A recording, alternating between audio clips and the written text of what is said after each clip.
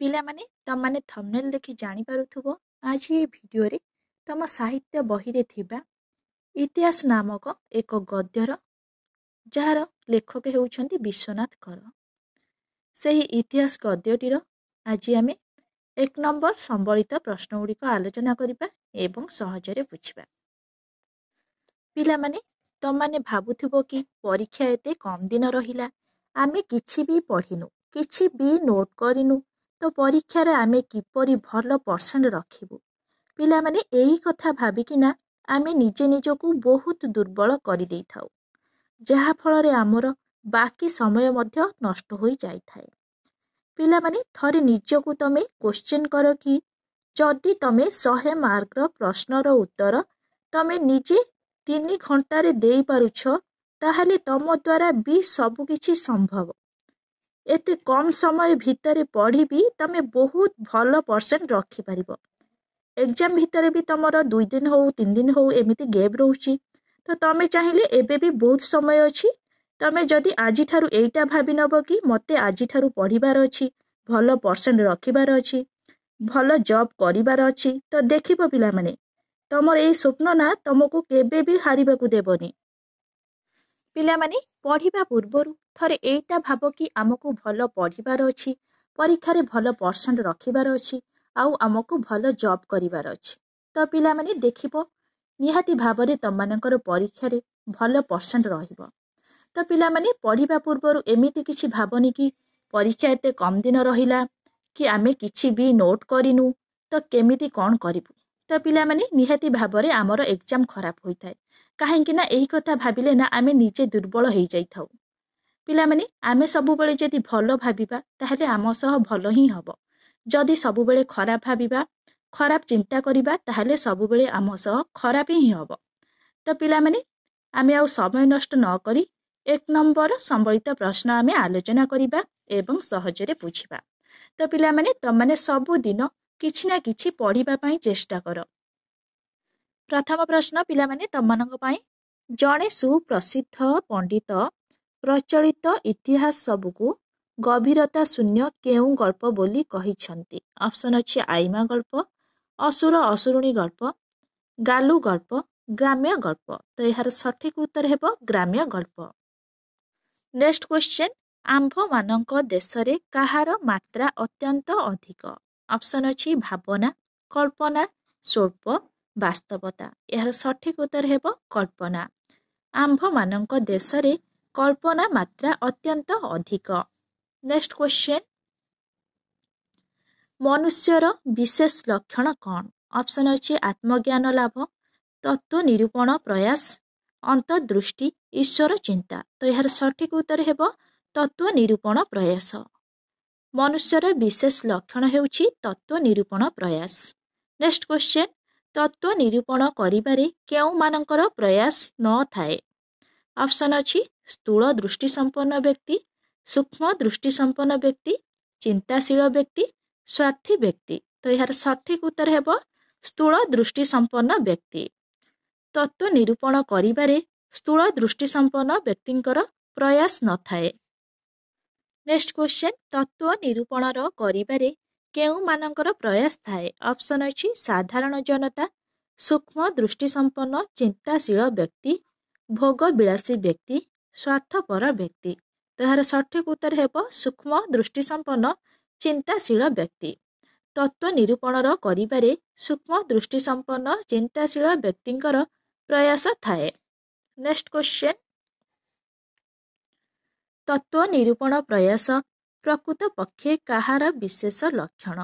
Option ଅଛି ଭୋଗବାଦୀ ମନୁଷ୍ୟ, ତ୍ୟାଗବାଦୀ ମନୁଷ୍ୟ, ଚିନ୍ତାଶୀଳ ମନୁଷ୍ୟ, ସ୍ୱାର୍ଥବାଦୀ ମନୁଷ୍ୟ। ତ ଏହାର ସଠିକ୍ ଉତ୍ତର ହେବ ଚିନ୍ତାଶୀଳ ମନୁଷ୍ୟ। ତତ୍ତ୍ୱ ନିରୂପଣ ପ୍ରୟାସ ପ୍ରକୃତ ପକ୍ଷେ ଚିନ୍ତାଶୀଳ ମନୁଷ୍ୟର ବିଶେଷ ଲକ୍ଷଣ। ନେକ୍ସଟ କ୍ୱେଶ୍ଚନ୍, ଚିନ୍ତାଶୀଳ ବ୍ୟକ୍ତି ଯୋଗୁଁ ମାନବ ସମାଜର କେଉଁ ସର୍ବବିଧ ଉନ୍ନତି ଘଟିଥାଏ? ଅପସନ୍ ଅଛି ବିଷୟ ଓ ବାସନା, ବ୍ୟକ୍ତି ଓ ବ୍ୟକ୍ତିତ୍ୱ, ପୁରୁଷ ଓ ପୁରୁଷତ୍ୱ, ବୈଷୟିକ ଓ ଆଧ୍ୟାତ୍ମିକ। ତ ପିଲାମାନେ ଏହାର ସଠିକ୍ ଉତ୍ତର ହେବ ବୈଷୟିକ ଓ ଆଧ୍ୟାତ୍ମିକ। ଚିନ୍ତାଶୀଳ ବ୍ୟକ୍ତି ଯୋଗୁଁ ମାନବ ସମାଜର ବୈଷୟିକ ଓ ଆଧ୍ୟାତ୍ମିକ ସର୍ବବିଧ ଉନ୍ନତି ଘଟିଥାଏ।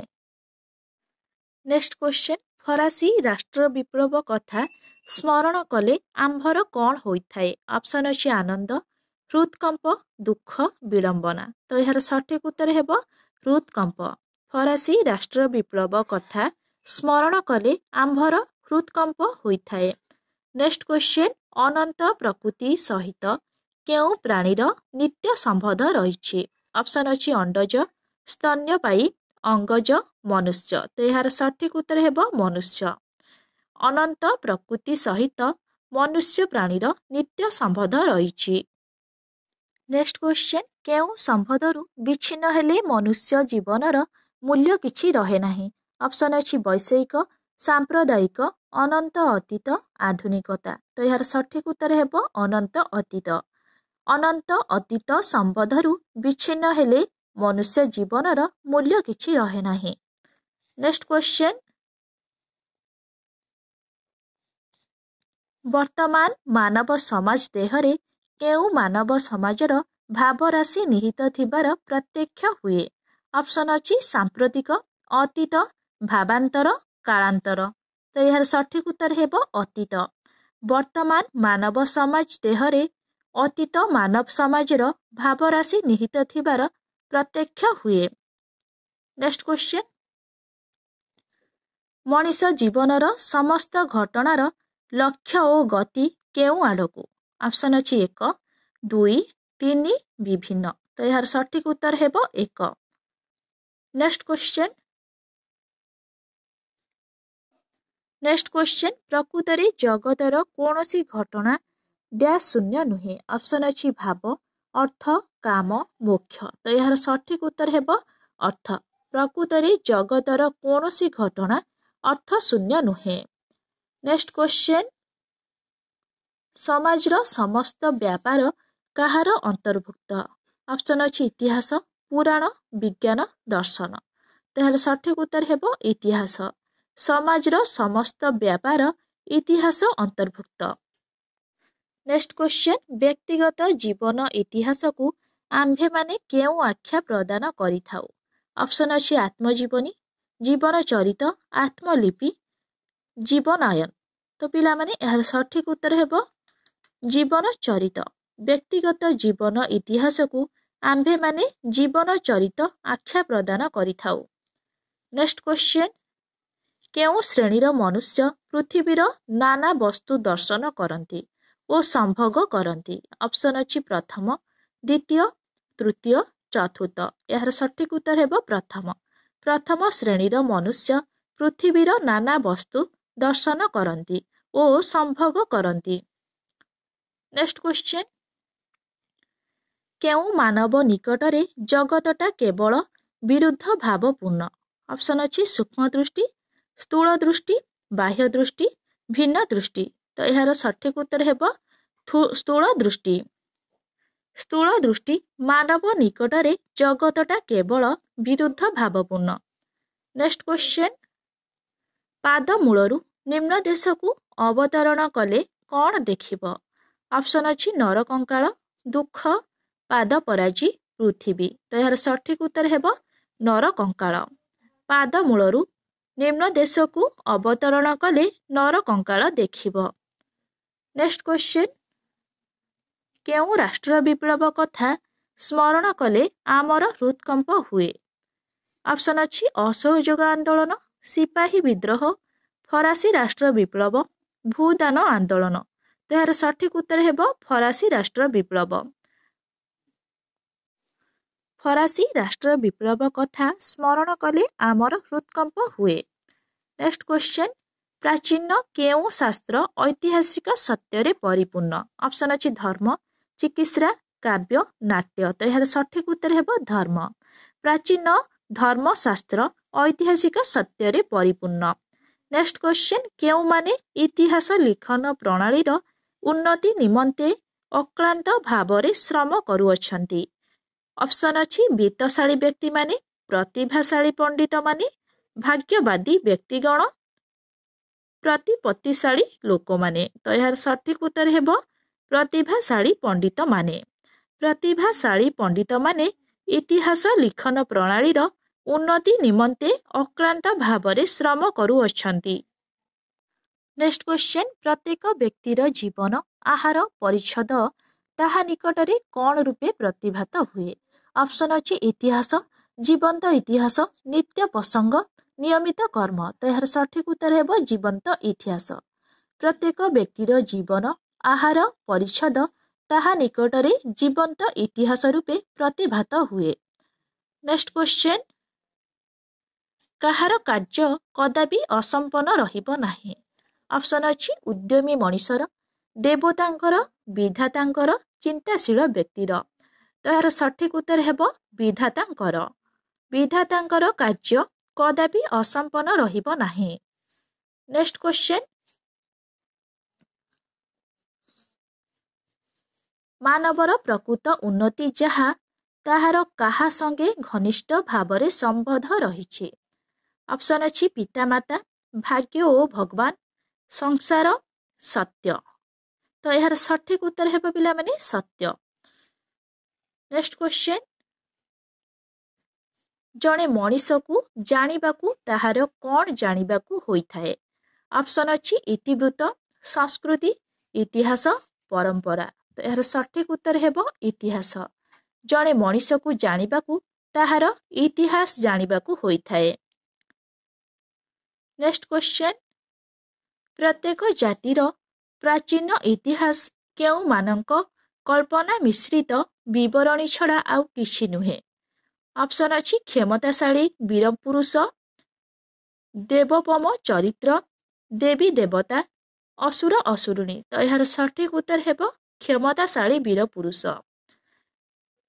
ପ୍ରତ୍ୟେକ ଜାତିର ପ୍ରାଚୀନ ଇତିହାସ କ୍ଷମତାଶାଳୀ ବୀରପୁରୁଷ ମାନଙ୍କ କଳ୍ପନା ମିଶ୍ରିତ ବିବରଣୀ ଛଡ଼ା ଆଉ କିଛି ନୁହେଁ। ନେକ୍ସଟ କ୍ୱେଶ୍ଚନ, କେଉଁ ଜାତି ଚିରକାଳ କଳ୍ପନା ପ୍ରିୟତା ନିମିତ୍ତ ଖ୍ୟାତ? ଅପସନ୍ ଅଛି ହିବ୍ରୁ ଜାତି, ହିନ୍ଦୁ ଜାତି, ମଣିଷ ଜାତି, ପ୍ରାଚୀନ ମଣିଷ ଜାତି। ତ ଏହାର ସଠିକ ଉତ୍ତର ହେବ ହିନ୍ଦୁ ଜାତି। ହିନ୍ଦୁ ଜାତି ଚିରକାଳ କଳ୍ପନା ପ୍ରିୟତା ନିମିତ୍ତ ଖ୍ୟାତ।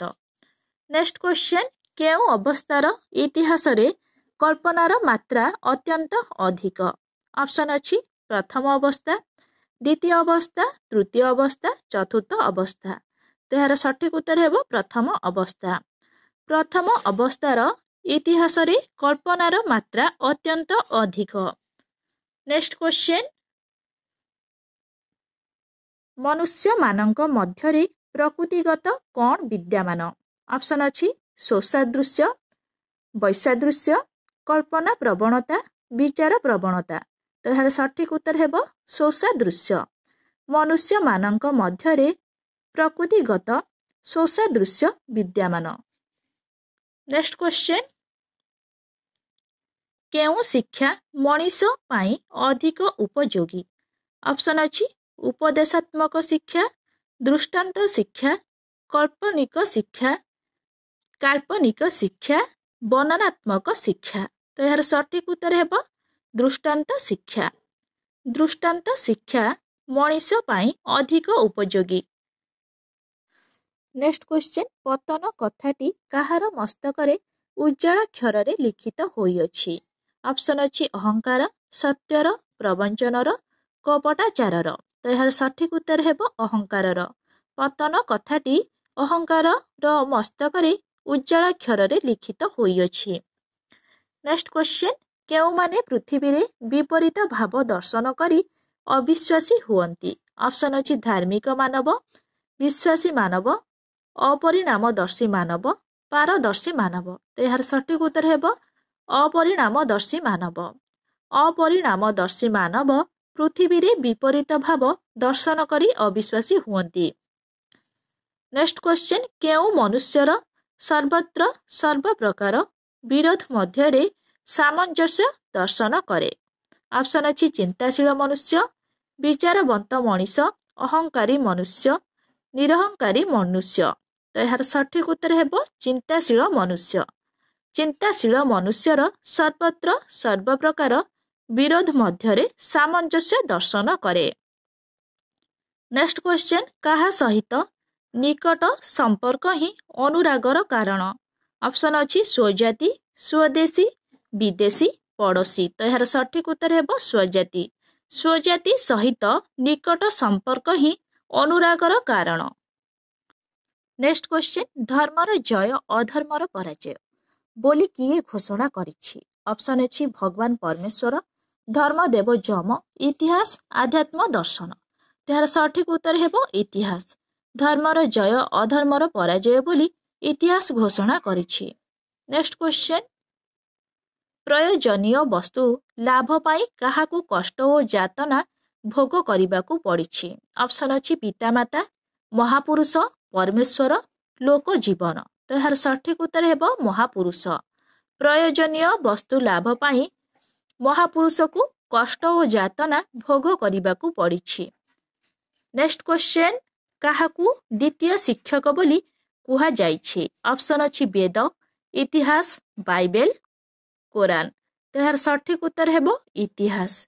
इतिहास को द्वितीय शिक्षक बोली कुहा जाइछि।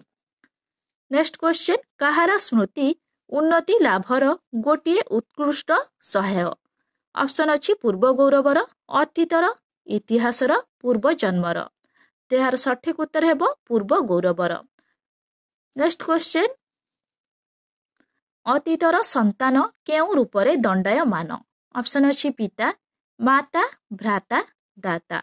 तार सठिक उत्तर हेबो पिता। अतीतर संतान पिता रूपरे दंडायमान। नेक्स्ट क्वेश्चन, काहार कार्य कदापि असंपन्न रहिबो नाही?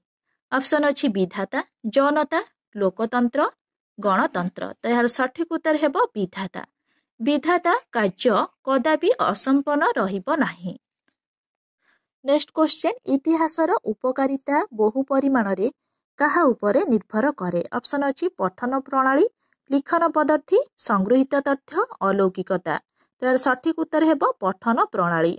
इतिहासर उपकारिता बहु परिमाण रे पठन प्रणाली उपरे निर्भर करे। नेक्स्ट क्वेश्चन, ईश्वर आंभमानक देशକୁ केउ अनुराग हस्तरू उद्धार करंतु? ईश्वर आंभमानक देशକୁ केउ अनुराग हस्तरू उद्धार करंतु?